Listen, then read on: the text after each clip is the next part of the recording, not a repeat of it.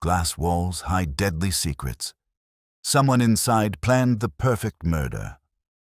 Welcome to Marsh Shadow Files. I am your host, Lucian. Drop a comment and tell me where you're watching from tonight. Your engagement makes this community incredible. Let's investigate together.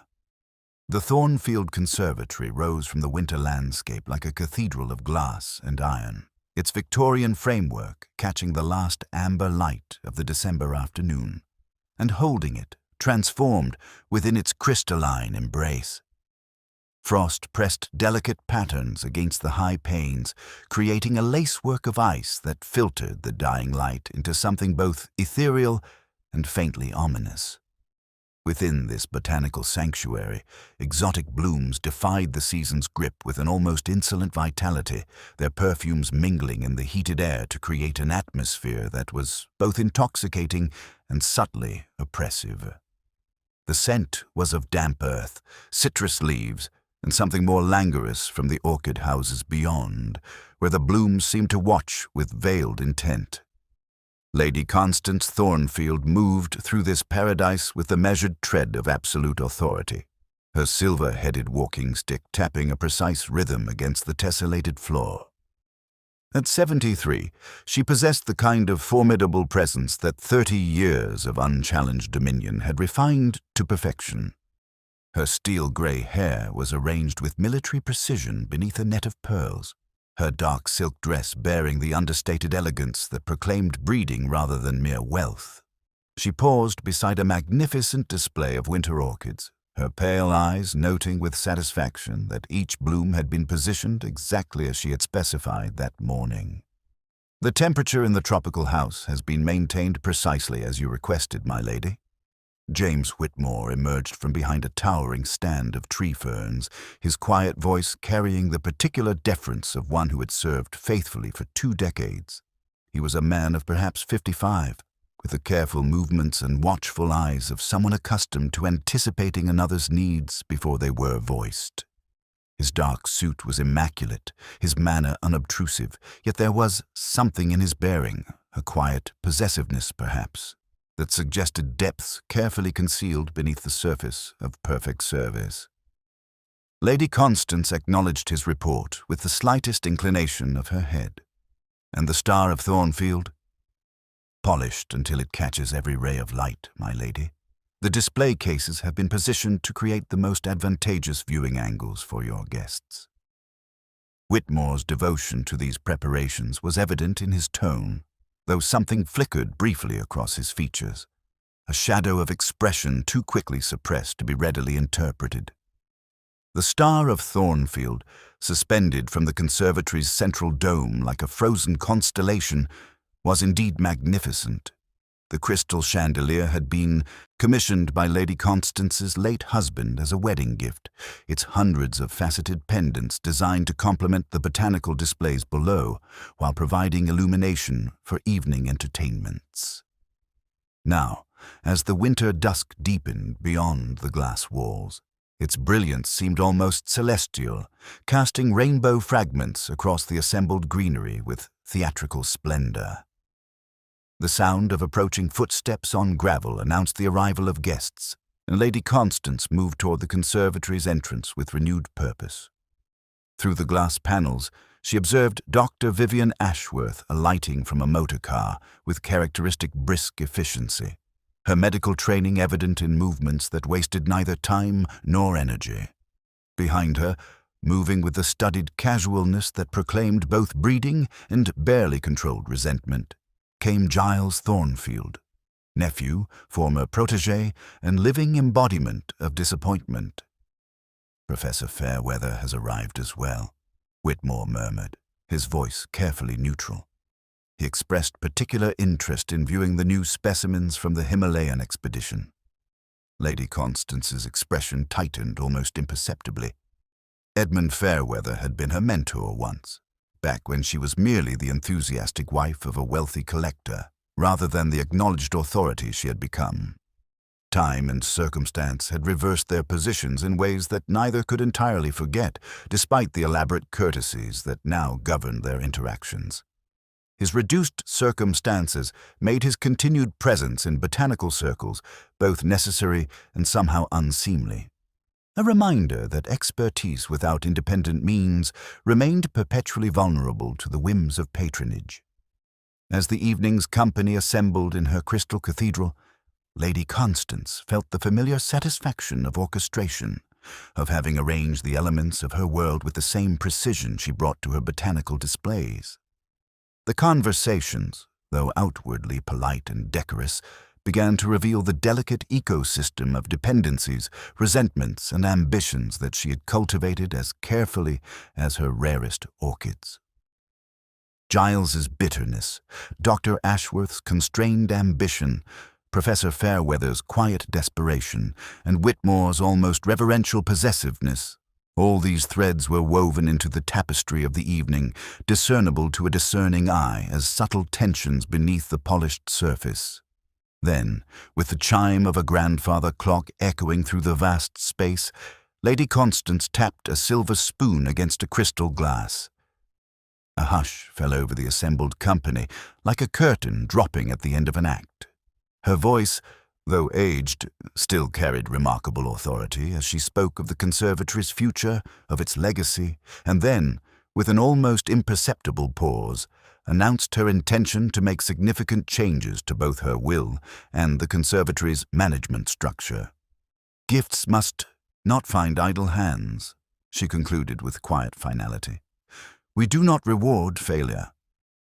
A collective breath seemed to be held, then slowly released. The ripples of barely concealed alarm, like stones dropped into a still pond, spread through the assembled company, disturbing the carefully maintained composure of each guest. The star of Thornfield above them seemed to shimmer with an unnerving brilliance, its crystal pendants catching the light and casting shadows that appeared to shift and deepen with each passing moment, as if the very air held secrets waiting to be illuminated. In that moment of suspended tension, the conservatory's heated atmosphere seemed suddenly stifling, and the beauty that had moments before appeared so benevolent now suggested something more complex and potentially dangerous lurking beneath its crystalline perfection. Morning entered the conservatory with a pale and wintry light that seemed to flatten color and throw the shape of things into delicate, unforgiving relief. Frost pressed against the outer panes like pressed lace, while within, the humid breath of the tropical house curled faint clouds against the glass before dispersing in the accustomed warmth. What had been, mere hours before, a temple of cultivated beauty now bore the unmistakable marks of violent disruption. The star of Thornfield lay shattered across the tessellated floor, its crystal fragments scattered like fallen stars among exotic blooms that had been torn from their carefully arranged positions by the chandelier's descent. The sight possessed a terrible symmetry, as if nature and artifice had conspired to create a tableau of destruction that was both shocking and oddly beautiful. Lady Constance Thornfield lay at the center of this crystalline constellation, her body positioned with the peculiar stillness that only death can bestow. Her silver-headed walking stick lay some distance away, as if cast aside in a final gesture, while a maintenance ladder stood nearby at an angle that struck the eye as rehearsed rather than accidental. The scent was moderate and oddly domestic. Loam, damp fern, and a faint suggestion of metal from the shattered chandelier. Yet beneath it all lingered something more unsettling, a disruption in the conservatory's carefully orchestrated atmosphere. James Whitmore stood frozen beside the entrance, his face bearing the particular pallor of one who has encountered something that defies immediate comprehension. His dark suit remained immaculate, his manner unobtrusive as always, yet there was something in his bearing, a quiet possessiveness perhaps, that suggested depths carefully concealed beneath the surface of perfect service. "I came to check the temperature readings," he said, his voice barely above a whisper when the local constable arrived. Lady Constance always insisted upon the morning inspection at 7 o'clock exactly. She valued punctuality above all other virtues.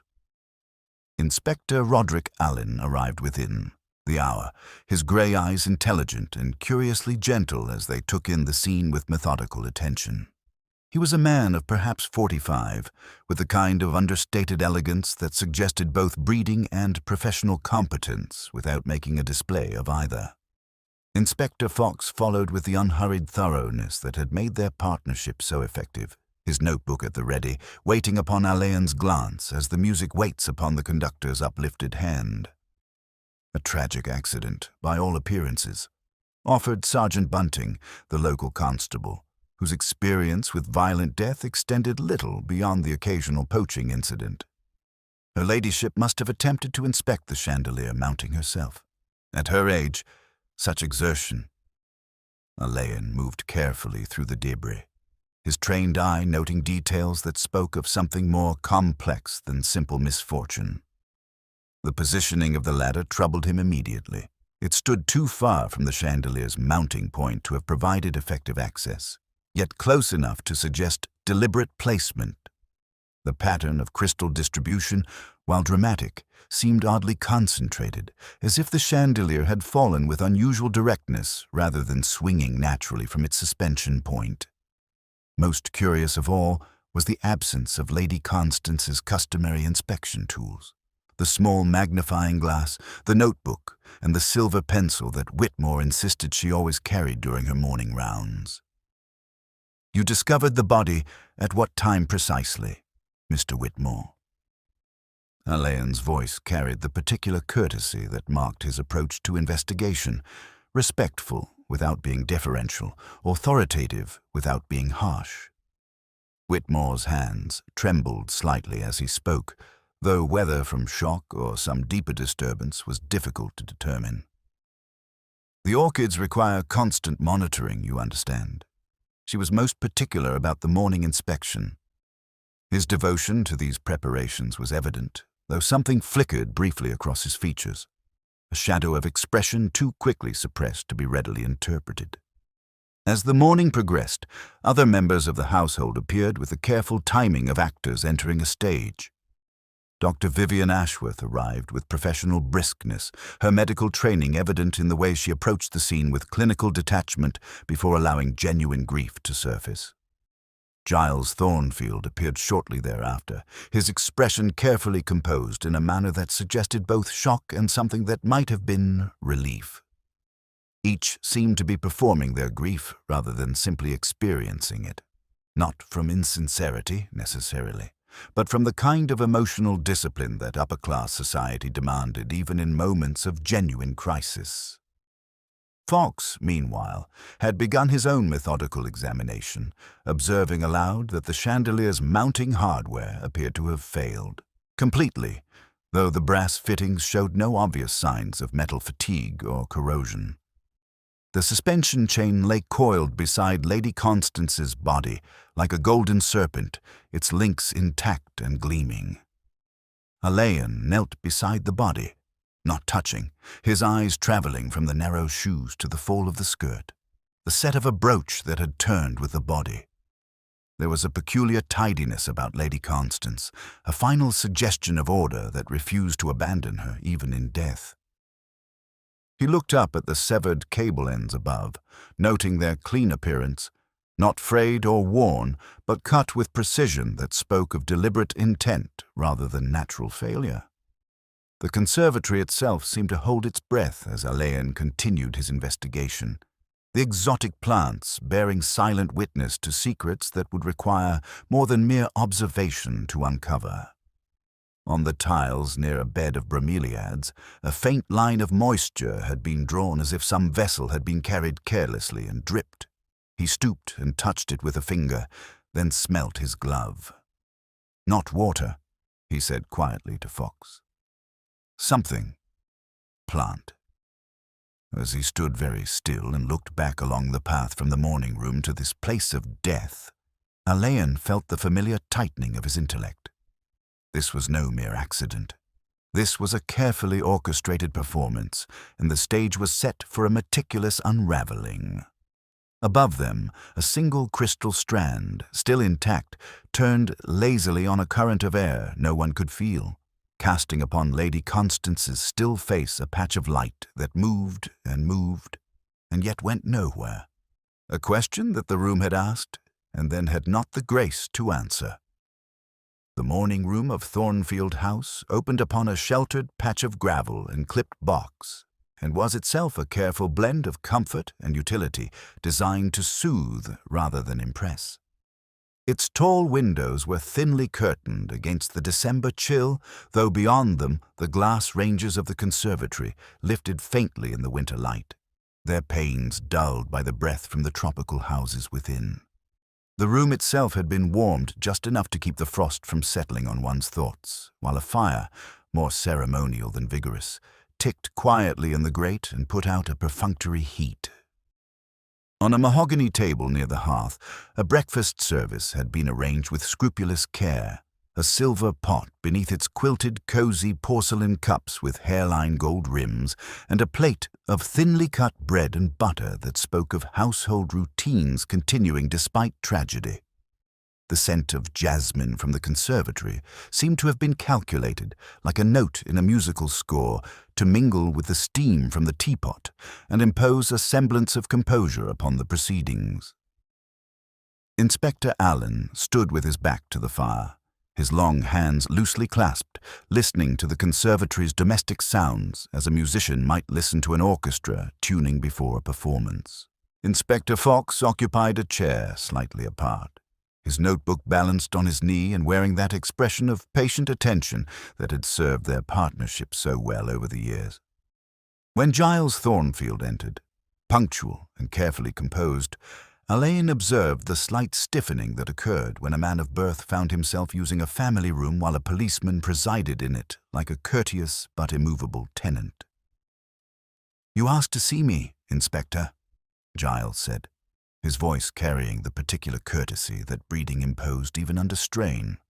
He was tall and agreeable to look at, his clothes bearing that indefinable quality of not being new yet somehow superior to most new things.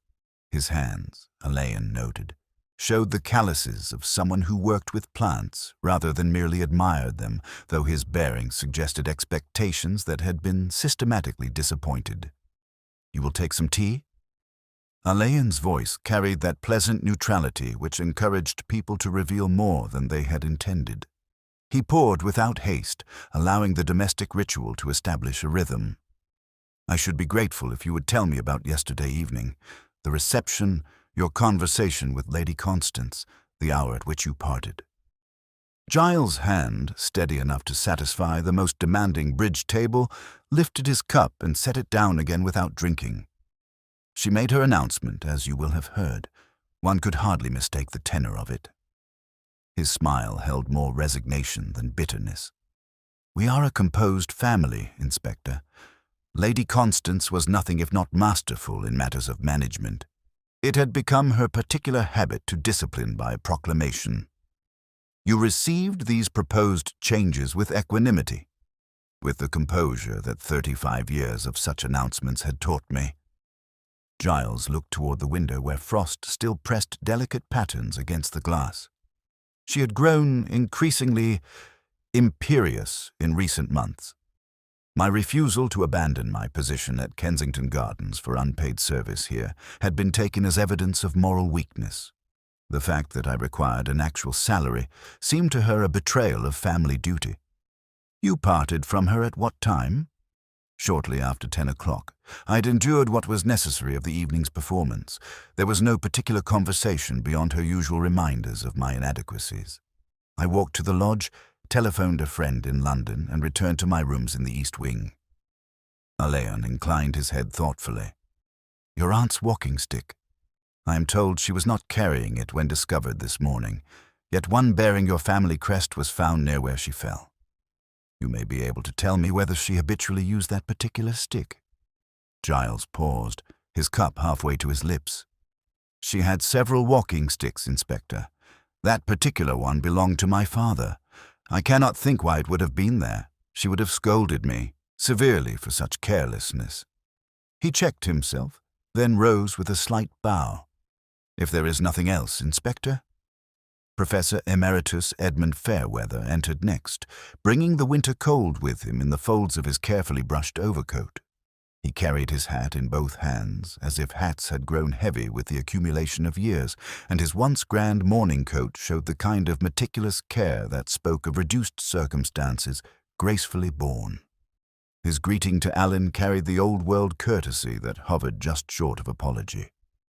Professor Fairweather, I believe you were particularly eager to view the Himalayan specimens last evening. Alleyn's tone invited confidence without demanding it. The professor's lips curved in a smile that did not quite reach his eyes. One maintains professional interests, Inspector, regardless of one's circumstances. Plants, fortunately, do not inquire into the state of one's bank account. He accepted tea as if it were a prescribed medicine. Lady Constance and I were not entirely in accord regarding the proper stewardship of rare specimens. I felt that a private conservatory should not exist merely to hoard treasures, but she had grown increasingly possessive of her collection. You felt she should have been more liberal in sharing with other institutions. I felt, said Professor Fairweather with gentle finality, that scientific knowledge belongs to humanity, not to individual collectors. My proposals for collaborative research were invariably met with polite but firm refusal. She enjoyed the sport of intellectual discourse without the exercise of actual cooperation. When Dr. Vivian Ashworth joined them, she brought with her the brisk efficiency that marked her professional bearing, though Alleyn noted the signs of a sleepless night in the careful way she held herself. Her dark dress was unadorned and practical, announcing her vocation rather than flattering her appearance. Dr. Ashworth, you worked closely with Lady Constance on various botanical projects, I believe? For 5 years, yes. Her voice carried a slight hoarseness that might have been grief or strain. She was demanding but brilliant.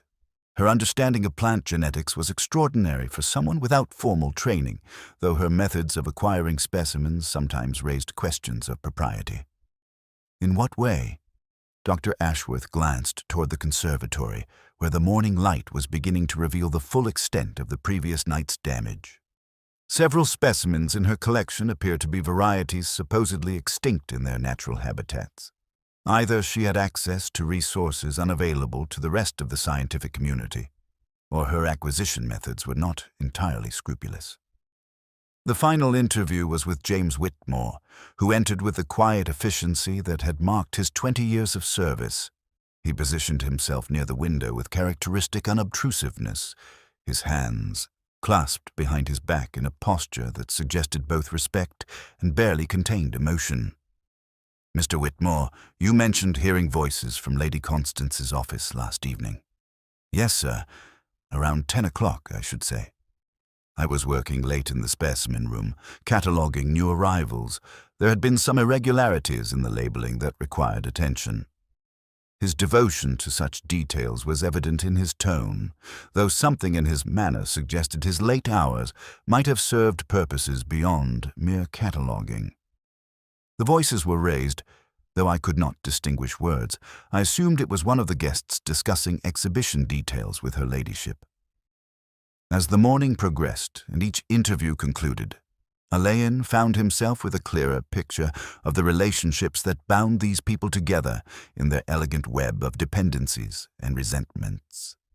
Yet the truth remained as elusive as the exotic perfumes that drifted through the connecting door to the conservatory. Each person had provided pieces of a puzzle, but the image they formed was one of careful misdirection rather than revelation. When the last interview was finished and the morning room had returned to its customary quiet, Alleyn remained by the French doors, gazing across the strip of gravel to the glass ranges where heat still shimmered faintly on the panes. Fox joined him, notebook closed, waiting with the patience that had made their partnership so effective. Interesting performances, Fox, Alleyn murmured. Each account meticulously edited, each grief carefully measured. Like a series of theatrical auditions, wouldn't you say? Everyone playing their part with admirable restraint. He paused, watching a gardener move slowly through the damaged conservatory, beginning the melancholy task of salvaging what could be saved. Yet beneath all that civilized cooperation, one senses currents of passion that would require more than polite questioning to uncover. A clock chimed the quarter hour somewhere in the house, its notes hanging in the air like a question deferred. The scent of jasmine, which had seemed so pleasant at the morning's beginning, had grown somehow oppressive, as if the very air were holding secrets that would not much longer remain concealed. Lady Constance's private study occupied the southeast corner of Thornfield House, its tall windows offering a commanding view of the conservatory's glass ranges, while maintaining the scholarly seclusion that serious work demanded. The room exhaled the particular atmosphere of accumulated authority. Leather-bound botanical treatises arranged with military precision, pressed specimens mounted behind glass like captured butterflies, and the lingering scent of lavender sachets mingling with beeswax and old paper. A Persian carpet of considerable age covered the polished oak floor, its deep blues and golds muted by decades of careful use, while winter light filtered reluctantly through curtains of watered silk, spreading thinly over dark paneling and the imposing partner's desk that dominated the room like an altar to methodical scholarship. Mrs. Braid, who had served as Lady Constance's housekeeper for 16 years, performed the unlocking of the study door with the firm propriety that marked her approach to all domestic ceremonies. "Her ladyship used this room for serious business, sir," she explained to Inspector Alleyn, presenting the keys upon a silver salver as if the mere act of transferring them required formal acknowledgement. "Letters in the morning, accounts in the afternoon, committee meetings by appointment only. Mr. Whitmore would attend when summoned for consultations regarding the conservatory." She paused at the threshold, her trained eye taking inventory of the room's contents with the same attention she might have devoted to counting the silver. "You will find everything in perfect order, as always." When Mrs. Braid had withdrawn with characteristic discretion, Alleyn stood motionless for a moment, allowing the room's atmosphere to reveal itself. Inspector Fox moved immediately to the desk, his methodical nature asserting itself as he began examining drawers and compartments with the unhurried care of one who had learned to read character from the residue it left upon its possessions. The desk's surface bore the hallmarks of Lady Constance's obsessive precision, fountain pen aligned parallel to the leather blotter, correspondence weighted with a crystal paperweight, and a small silver magnifying glass positioned at the exact angle required for comfortable use. It was Fox who discovered, behind a framed botanical print of Himalayan rhododendrons, that what appeared to be decorative molding proved under pressure to be a cleverly concealed mechanism. The panels swung inward on silent hinges, revealing a shallow compartment that spoke eloquently of secrets maintained with the same care Lady Constance had devoted to her rarest specimens. Within, a collection of documents weighted with the patience that hidden things maintain when they believe themselves safely concealed from scrutiny. The correspondence, when examined, painted a picture of Lady Constance's final months that was considerably more complex than her public persona had suggested. Letters from Pemberton and Associates revealed an increasingly bitter dispute with the Hartwell Commercial Nurseries over the rights to a hybrid orchid she claimed to have developed independently. The nursery's position, stated with legal precision, was that the variety bore suspicious resemblance to specimens that had mysteriously vanished from their research facility. More disturbing still were Lady Constance's own notes, written in her precise hand, documenting what appeared to be a systematic investigation into thefts occurring within her own conservatory. "Listen to this, Fox," Alleyn said, his voice carrying the quiet intensity that marked significant discoveries. "Entry dated 3 weeks ago. The rare Paphiopedilum has been replaced with an inferior specimen, identical labeling but lacking the distinctive markings I catalogued personally. Someone with intimate access has been conducting substitutions with considerable expertise." He turned the page carefully. "And here, I have begun photographing all specimens. Future alterations will be immediately apparent." Fox's examination of the desk's deeper recesses had yielded a leather portfolio containing detailed dossiers on each member of Lady Constance's inner circle. The files revealed a woman who had begun viewing her closest associates through the lens of growing suspicion. James Whitmore's dossier noted his punctual habits and apparent devotion, yet concluded with ominous recent entries. Working unusually late hours, claims reorganization of files, but no evidence of such work completed. Dr. Ashworth's file contained professional assessments mixed with personal observations that bordered on vindictive. Brilliant, but increasingly insubordinate, her questions about specimen acquisition suggest dangerous curiosity. Giles Thornfield's dossier documented his financial difficulties alongside what Lady Constance perceived as character weakness, while Professor Fairweather's thin file revealed her awareness of his reduced circumstances and her simultaneous refusal to provide meaningful assistance. The most significant discovery came when Fox located the conservatory's maintenance ledger, which Whitmore had provided earlier with characteristic efficiency. The handwriting was small and remarkably neat, documenting routine inspections with methodical precision.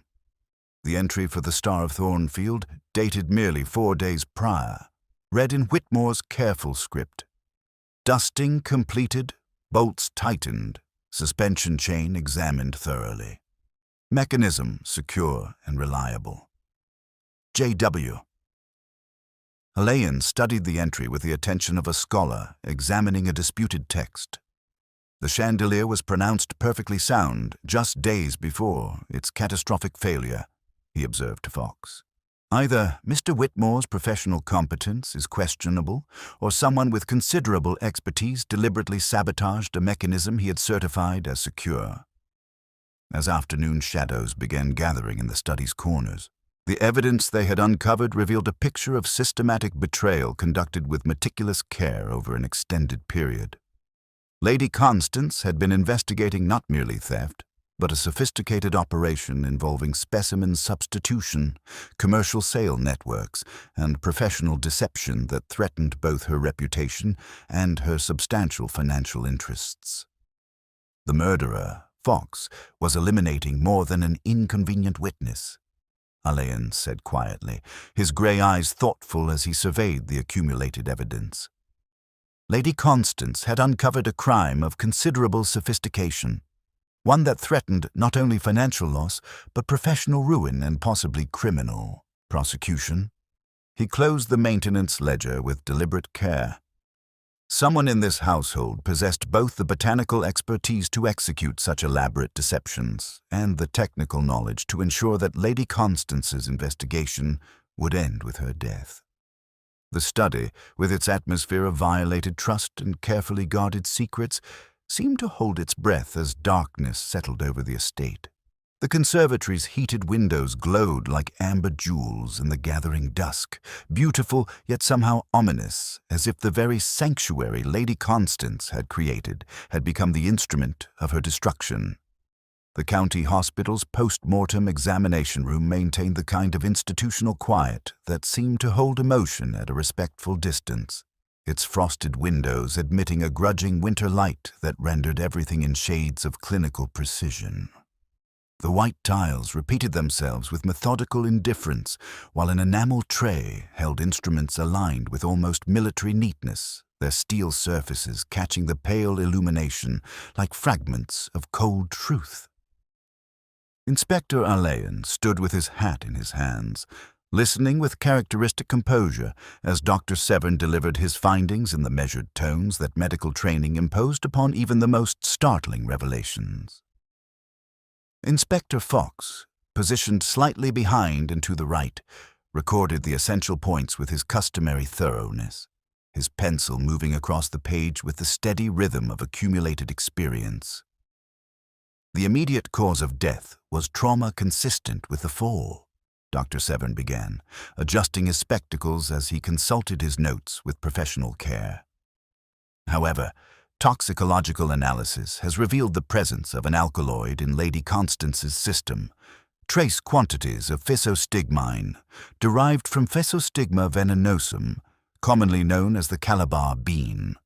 Not sufficient to prove fatal, but certainly adequate to produce confusion, dizziness, and severely impaired judgment. He paused, allowing the implications to settle like sediment in still water.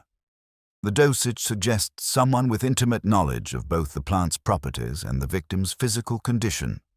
This was not random poisoning, Inspector, but a precisely calculated administration designed to achieve a specific effect. Alleyn received this information with the composed attention that marked his approach to all evidence, though something in his grey eyes suggested the tightening of intellectual focus that significant discoveries demanded.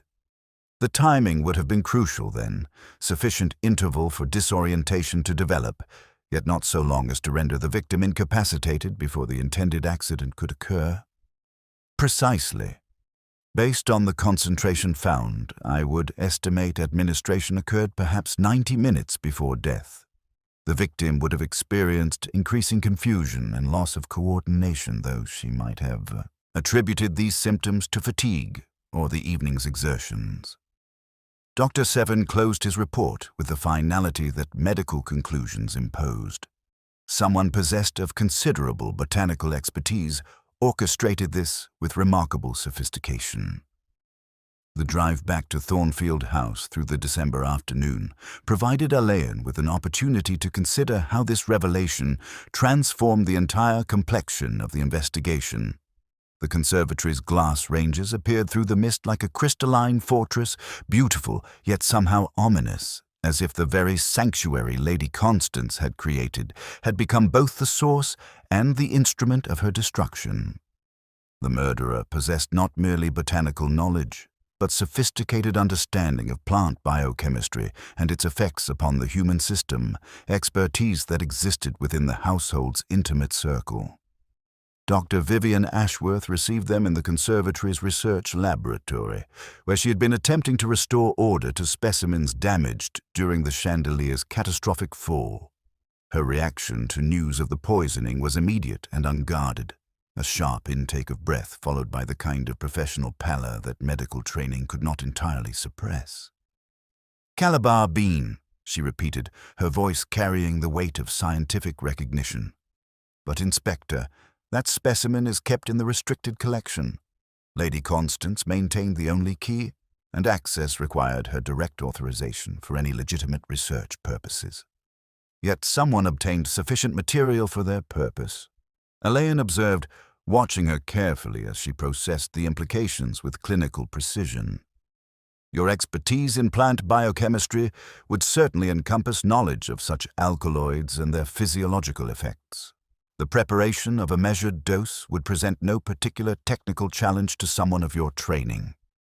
Dr. Ashworth's composure, which had served her well throughout the investigation, showed signs of strain as she considered the accusation implicit in his words. "I have studied toxic plants extensively. Yes, my research into medicinal applications requires understanding of both therapeutic and dangerous dosages. But, Inspector, the suggestion that I would employ such knowledge to harm Lady Constance is both professionally and personally offensive."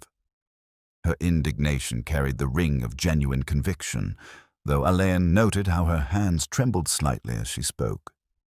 Giles Thornfield, when questioned in the conservatory's morning room, displayed the kind of resigned familiarity with family eccentricities that suggested long experience with Lady Constance's security measures. "She treated certain plants like crown jewels," he said with bitter amusement, his fingers drumming against the arm of his chair in a rhythm that spoke of barely contained tension. The irony, of course, is that her paranoia about unauthorized access made her vulnerable to someone who understood her systems well enough to circumvent them.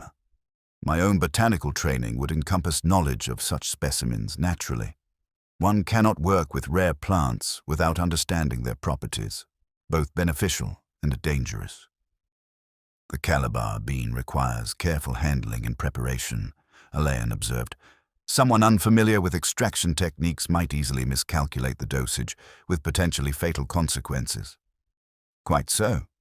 The alkaloids are concentrated in the seed, but achieving consistent potency requires specific knowledge of preparation methods. Giles' expression grew thoughtful, as if considering possibilities he had not previously entertained. The dose you describe suggests someone with considerable practical experience, not merely theoretical knowledge. Professor Fairweather, despite his apparent frailty, demonstrated perhaps the most comprehensive understanding of the toxic specimen when questioned among the linear austerities of the cool house. His knowledge extended beyond mere identification to detailed understanding of traditional uses and modern applications. Physostigma has been employed in various contexts for centuries, he explained with scholarly precision, his pale eyes bright with academic interest. The alkaloids affect the nervous system in predictable ways, though the margin between therapeutic and dangerous doses is remarkably narrow. Extraction requires specific techniques documented in botanical literature, though practical application demands considerable experience. You would be capable of such preparation, Professor. The elderly botanist's smile carried decades of accumulated expertise. My dear Inspector, I've been studying toxic plants since before Lady Constance began collecting them. However, I should point out that knowledge and inclination are quite different matters. Understanding the mechanism of such poisoning hardly constitutes evidence of participation in its application. James Whitmore's reaction to news of the poisoning proved perhaps the most complex, combining genuine shock with what appeared to be professional concern for the conservatory's reputation. The restricted collection was Lady Constance's particular domain, he said, his voice carrying the weight of 20 years' devoted observation. She allowed no one to handle those specimens without her direct supervision. The idea that someone could have obtained sufficient material without her knowledge suggests either remarkable stealth or... He paused, the implication hanging unspoken in the heated air of the tropical house. Or complicity from someone she trusted completely. Alleyn finished quietly, noting how Whitmore's hands clenched involuntarily at the suggestion. The investigation of the evening's refreshments, conducted in the service pantry where Mrs. Braid maintained her domain with military precision, revealed the probable method of administration. The heavy cut-glass jug and matching tumbler, used for Lady Constance's customary barley water, stood on a side table with the innocent appearance of domestic routine. Yet when Alleyn touched the rim of the tumbler with one gloved finger and brought it to his nose, a faint bitterness lingered beneath the bland sweetness of the barley preparation. Her ladyship's evening tonic, Mrs. Braid explained with the certainty that long service provided. I prepared it as usual and placed it upon the side table when guests began arriving. Mr. Whitmore brought it to her ladyship when she rang, shortly after 9 o'clock. He knew her habits better than anyone. Who else had access to this table during the evening? Mrs. Braid's trained eye traveled through memory rather than suspicion. The pantry door was much in use, sir. Dr. Ashworth came for ice. Mr. Giles brought a tray when the conservatory grew warm. Professor Fairweather requested water after his walk through the tropical house. Any number of people passed that table during the evening's proceedings. As evening shadows gathered in the conservatory's central hall, where the debris from the Star of Thornfield had been carefully cleared away, Alleyn found himself contemplating the sophisticated nature of the crime that had been revealed. The exotic plants seemed to press closer in the gathering darkness, their perfumes more intense and somehow threatening, as if the very air had been infected with knowledge of betrayal. The murderer had demonstrated not merely botanical expertise, but psychological insight of remarkable sophistication. Understanding Lady Constance's habits, calculating the precise effects of the poison, and timing its administration to coincide with the mechanical sabotage that had been so carefully prepared. Fox joined him in the conservatory's hushed atmosphere, his notebook closed, waiting with characteristic patience for his superior's conclusions. "A complex business, sir," he observed. "The poisoning suggests someone with considerable botanical knowledge, while the mechanical sabotage requires different expertise entirely." "Indeed, Fox. We are dealing with someone whose capabilities extend beyond any single discipline, Alleyn replied, his voice carrying the quiet intensity that marked significant realizations. The question becomes whether we are seeking one individual with remarkably diverse skills, or whether this crime represents a collaboration between accomplices. Either possibility suggests a level of premeditation and technical sophistication that transforms this from a crime of passion into something approaching artistry. In the silence that followed, the conservatory's heating system whispered through hidden pipes, maintaining the artificial climate that kept exotic beauty alive in the English winter. Yet beneath that mechanical murmur, the very air seemed to hold secrets that would require more than botanical expertise to uncover. Secrets that touched upon the deepest currents of human nature, where knowledge and passion intersected in ways that could prove fatal to those who stood in their path. The scent of something bitter lingered at the edge of perception, a reminder that beauty and danger often kept the most intimate company, and that the most carefully cultivated gardens sometimes concealed the most poisonous roots. Beneath the crystalline splendor of Thornfield's conservatory lay the inevitable Victorian underbelly of service. Passages and forgotten maintenance corridors, their brick-lined walls exhaling the accumulated breath of decades past. The air in these narrow spaces carried a complex perfume of old mortar, damp earth, and the sweetish taint of paraffin, while condensation beaded along iron pipes like strings of dull pearls suspended in the perpetual twilight.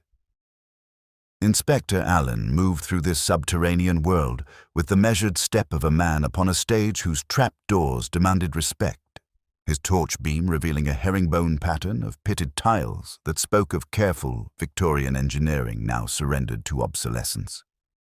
The heating system's original arteries, sealed during the post-war modernization, had created a hidden network that honeycombed the building's foundations like capillaries in a leaf, known only to those with intimate familiarity with the estate's architectural history.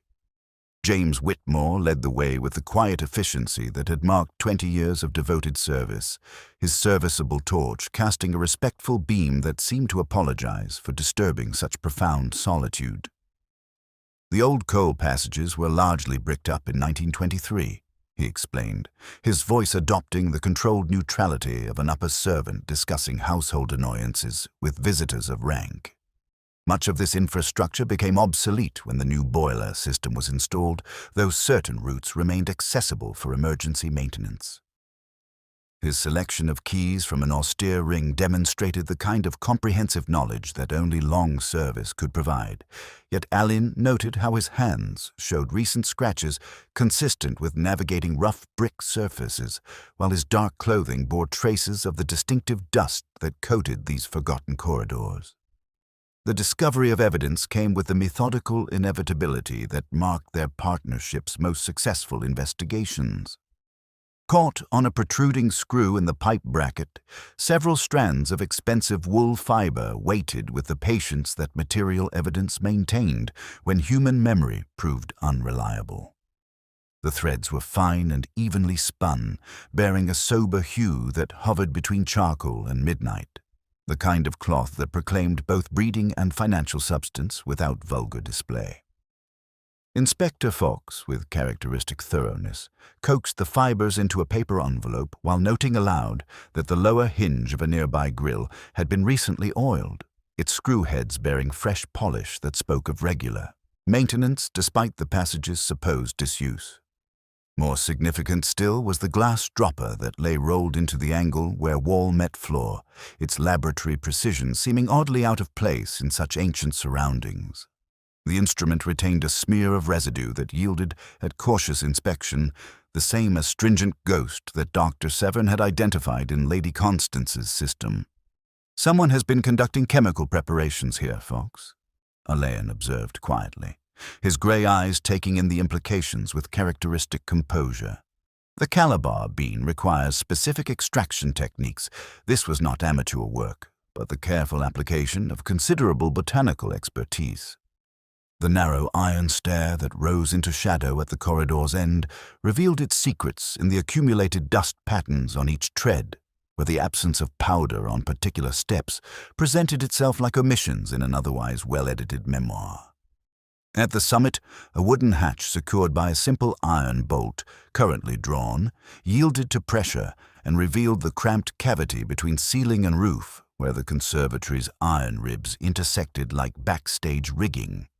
From this vantage point, one could look down upon the precise center from which the Star of Thornfield had hung, while a narrow maintenance walkway provided access to the chandelier's mounting apparatus with professional convenience. The small spanner that Alleyn discovered near the brass plate that had once supported the chandelier's chain bore the unmistakable evidence of deliberate sabotage. Its jaws held grains of crystal dust and slimmer fragments that struck the eye as chandelier crystal rather than common window glass, while its handle showed the satin wear of long, familiar use. "Careful hands," Alleyn murmured to Fox, turning the tool in his fingers with the delicacy of a scholar examining a disputed manuscript. Familiar hands that knew precisely what to do and possessed the patience to do it without haste or error. The cache of photographs, secreted behind a loose brick in a waterproofed canvas pouch, provided perhaps the most damning evidence yet uncovered. The images documented with methodical precision the systematic theft and replacement of rare specimens over what appeared to be an extended period. Each photograph depicted a valuable plant in its original state, followed by subsequent images showing the same specimen subtly altered, replaced by carefully cultivated forgeries that would fool casual observation but not scientific scrutiny. Lady Constance's own handwriting appeared on several images, noting discrepancies with the sharp eye of an expert who had begun to suspect the unthinkable. "Substitution confirmed," read one notation. "Peduncle markings absent," declared another. The final photographs in the sequence showed discrete transactions, blurred figures exchanging carefully wrapped packages in what appeared to be a sophisticated commercial operation. When confronted with this evidence, Dr. Ashworth displayed the kind of professional outrage that suggested genuine surprise at the extent of the documented deceptions. "These forgeries are remarkably sophisticated," she admitted, her voice carrying both anger and professional embarrassment as she examined the photographs with clinical attention. Whoever executed these replacements possessed not merely botanical knowledge, but considerable horticultural skill and intimate familiarity with Lady Constance's cataloguing methods. Her reaction seemed authentic, though Alleyn noted how her medical training would certainly encompass the chemical expertise required for both specimen preservation and alkaloid extraction. Professor Fairweather's response carried the weight of academic authority, tinged with personal disappointment as he studied the photographic evidence with scholarly precision. "The systematic nature of these thefts suggests someone with unrestricted access and considerable time to execute such elaborate deceptions," he observed, adjusting his spectacles with the careful movements of age. "More disturbing still is the psychological profile such activity suggests. Someone capable of maintaining absolute loyalty while systematically betraying the trust that made such loyalty valuable." His own reduced circumstances provided clear motive, yet his apparent frailty seemed inconsistent with the physical demands of navigating the hidden passages and executing the mechanical sabotage. Giles Thornfield's examination of the evidence produced perhaps the most complex reaction, combining family loyalty with growing suspicion of those he had trusted throughout his life. The technical expertise required for both the surveillance and the specimen replacement suggests someone whose devotion to the conservatory had developed into something approaching obsession, he said, his voice carrying the bitter recognition that family relationships often obscure deeper currents of passion and resentment. His own botanical training would encompass knowledge of the documented species, while his childhood familiarity with the estate might have included exploration of its hidden spaces, yet his straightforward anger seemed inconsistent with such elaborate deception. As evening shadows gathered in Lady Constance's study, where they had emerged through the concealed panel behind the bookcase, Alleyn contemplated the sophisticated nature of the crime that had been revealed. The photographs spread across the desk told a story of systematic betrayal conducted with meticulous care over months or possibly years, while the hidden surveillance system spoke of voyeuristic violation that transformed professional devotion into something darker and more possessive. The perpetrator had not merely stolen valuable specimens, but had documented Lady Constance's own investigation, using her discoveries as an opportunity for elimination rather than confession. The murderer, Fox, possessed intimate knowledge of both Lady Constance's habits and the building's forgotten infrastructure. Alleyn said quietly, his voice carrying the particular intensity that marked significant realizations. This was not opportunistic crime, but systematic predation, conducted by someone whose position of trust provided both access and concealment. He paused, watching winter darkness claim the landscape beyond the study windows, while the conservatory's heated ranges glowed like amber jewels in the gathering dusk. We are dealing with someone whose capabilities extend beyond any single discipline. Botanical expertise, chemical knowledge, mechanical skill, and architectural familiarity combined in service of an enterprise that had grown too dangerous to maintain.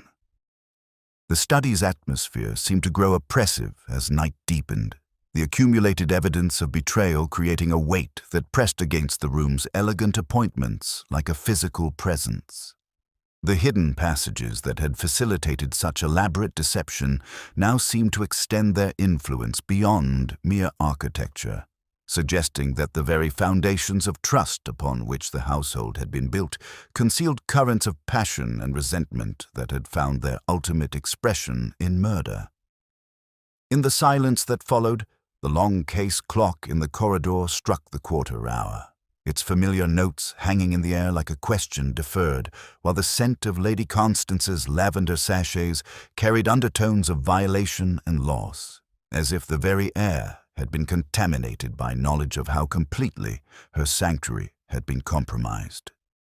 The conservatory itself, visible through the study's tall windows, no longer appeared as a temple of botanical beauty, but as a stage where elaborate performances of loyalty had concealed the most fundamental betrayals.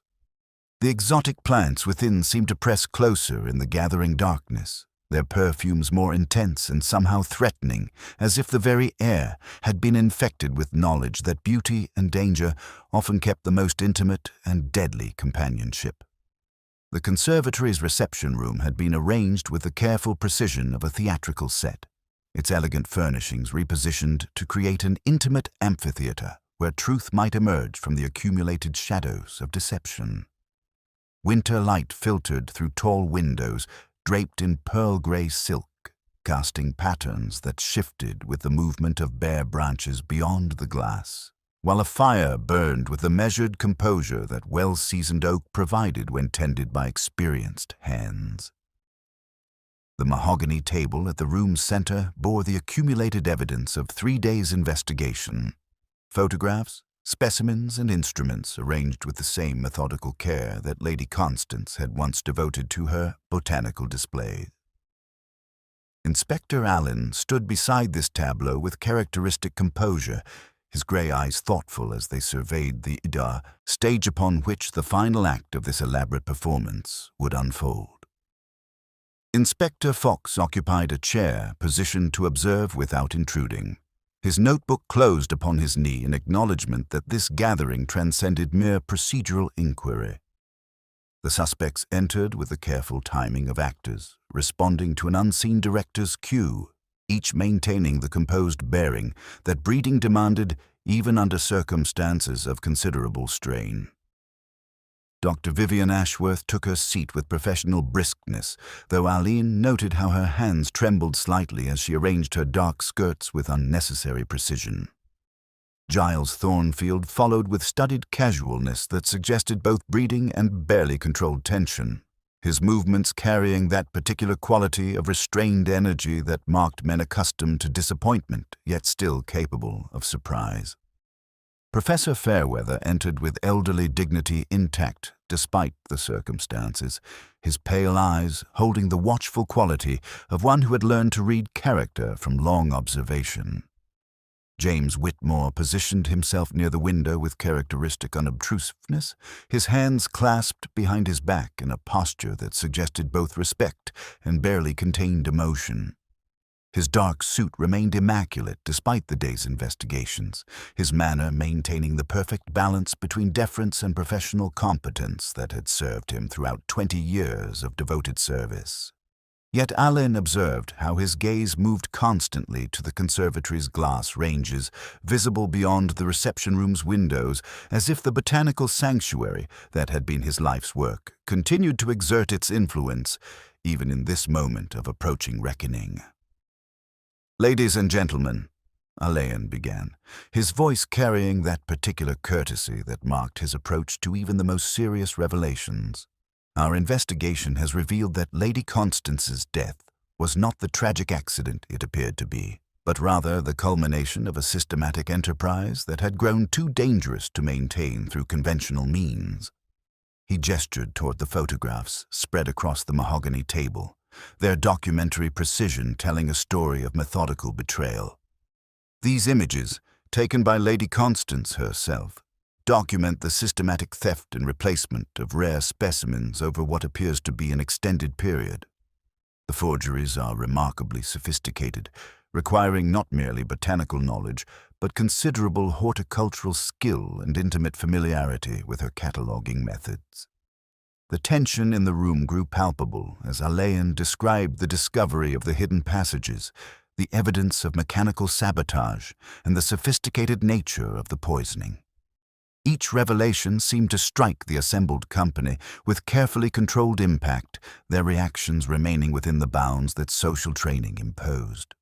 Dr. Ashworth's professional composure showed signs of strain as the technical aspects of the alkaloid poisoning were detailed, while Professor Fairweather's scholarly interest seemed to war with personal distress as the extent of the documented thefts became apparent. Giles Thornfield's fingers drummed against his chair arm in a rhythm that spoke of barely contained anxiety, while James Whitmore's hands clenched involuntarily at the clinical description of his employer's final moments. "The Calabar bean requires specific extraction techniques," Alleyn continued, his grey eyes moving methodically from face to face as he spoke. "The dosage found in Lady Constance's system suggests someone with considerable practical experience, not merely theoretical knowledge.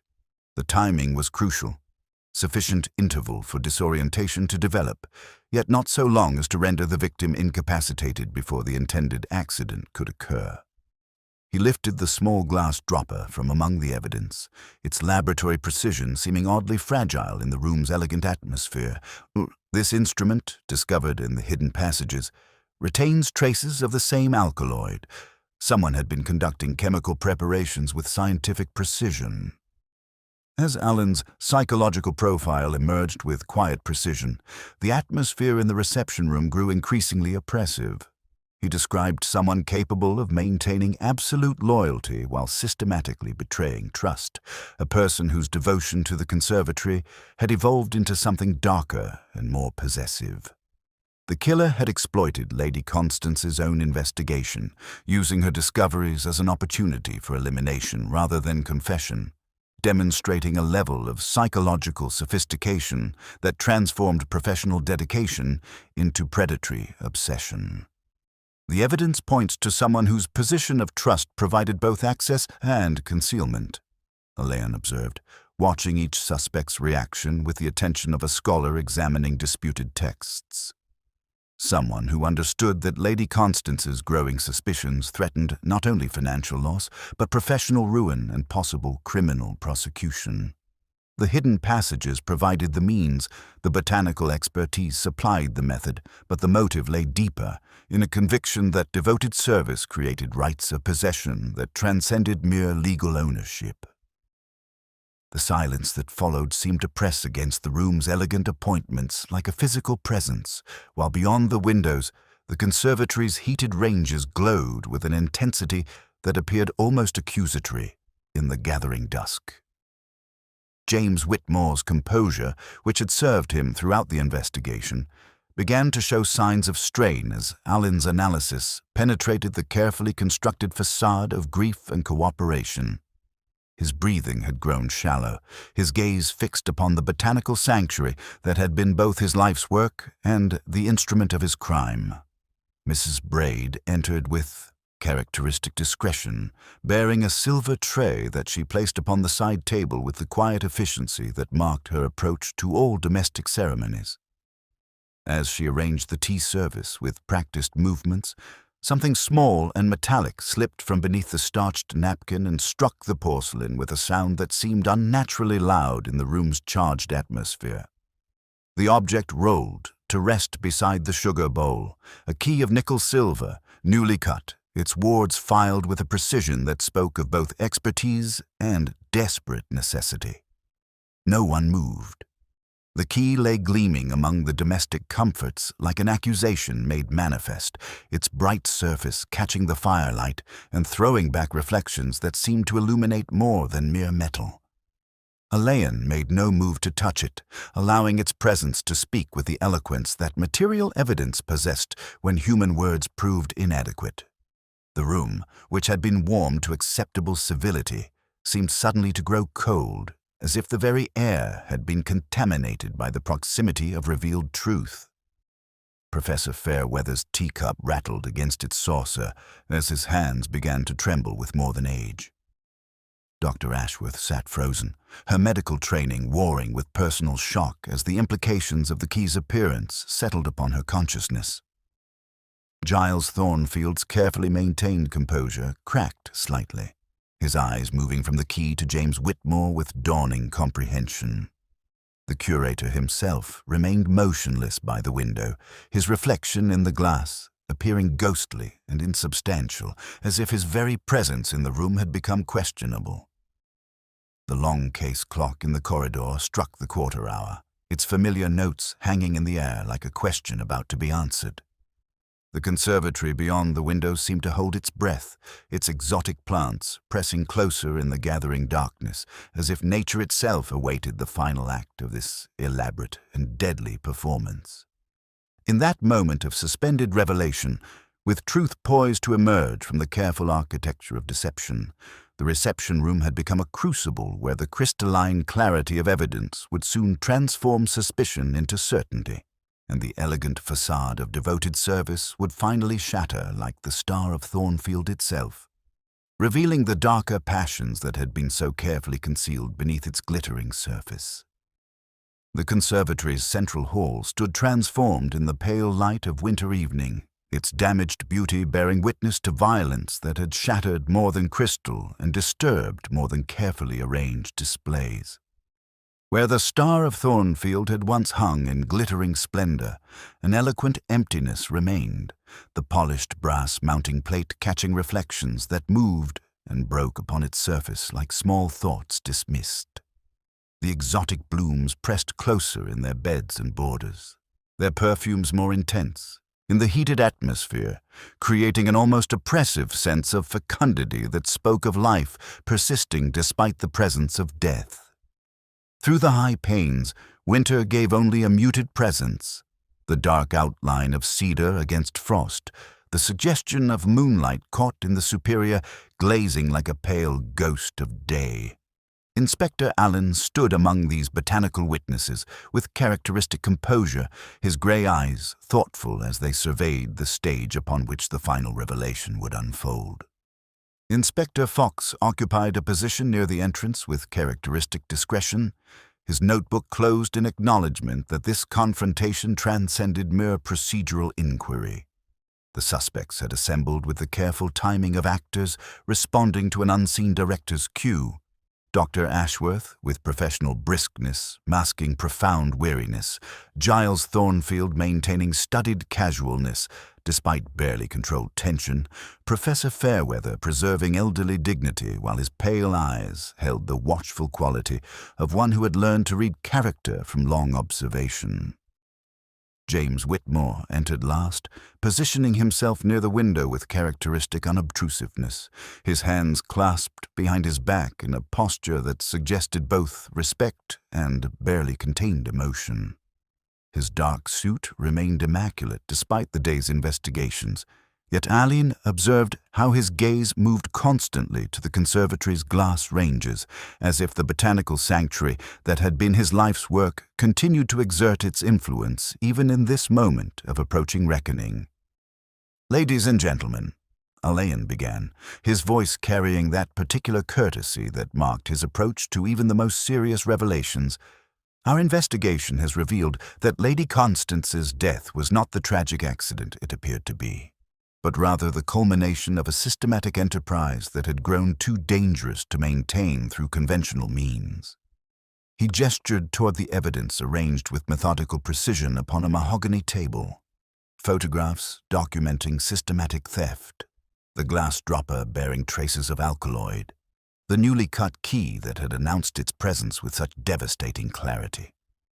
The Calabar bean requires specific extraction techniques that only someone with intimate knowledge of botanical chemistry could execute successfully, Alleyn continued, his tone remaining respectfully neutral despite the gravity of his words. The dosage found in Lady Constance's system was calculated with scientific precision, sufficient to produce disorientation, yet not so much as to render her incapacitated before the intended accident could occur. Someone with unparalleled access had been conducting chemical preparations in the hidden passages, using laboratory instruments to achieve pharmaceutical precision. The tension in the room grew palpable as Alleyn described the discovery of the sophisticated forgeries, the systematic replacement of valuable specimens with carefully cultivated duplicates.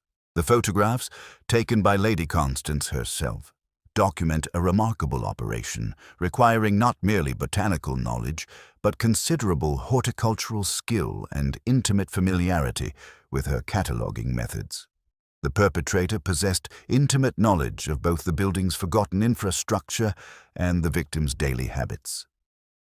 Whitmore's composure, which had served him throughout the investigation, began to show signs of strain as Alleyn's psychological profile emerged with quiet precision. "We are dealing with someone whose devotion to this conservatory had evolved into something darker and more possessive than mere professional dedication.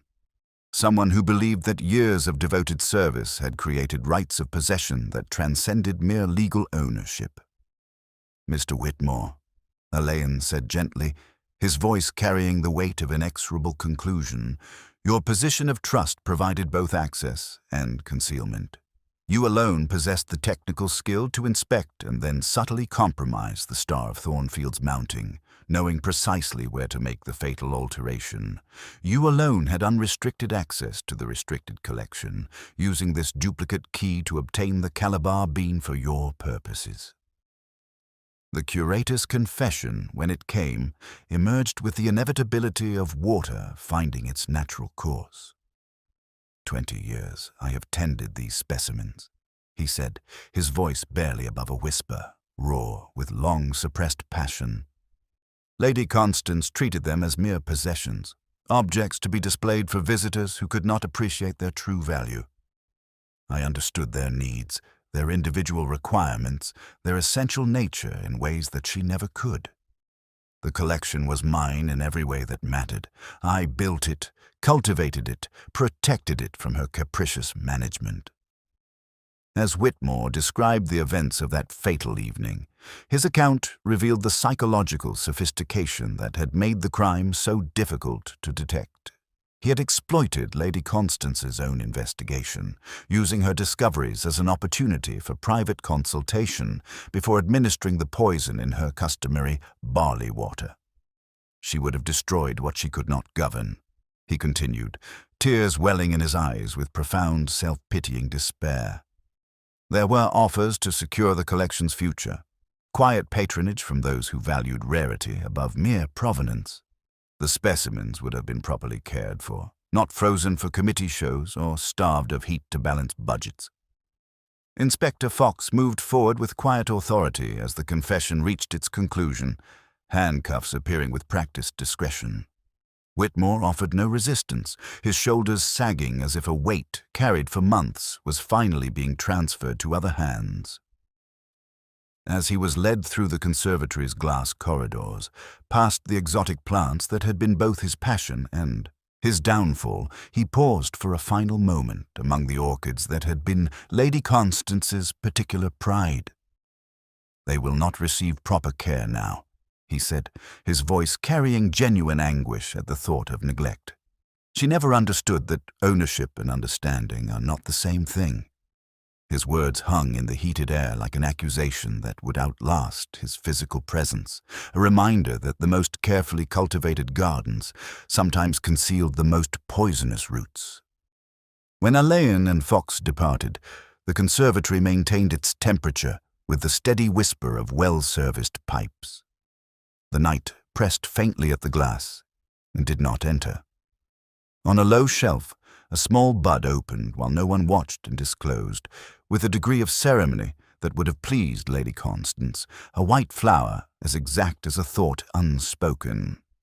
It released almost no perfume at all, yet its presence seemed to suggest that beauty would endure despite the human passions that had found such deadly expression in its sanctuary. The conservatory would survive, bearing forever the knowledge that even the most carefully tended gardens could nurture the seeds of their own destruction, yet continuing its ancient dialogue with light and shadow, growth and decay, beauty and the inexorable persistence of life itself, of life itself, of life itself, of life itself, of life itself, of life itself, of life itself, of life itself.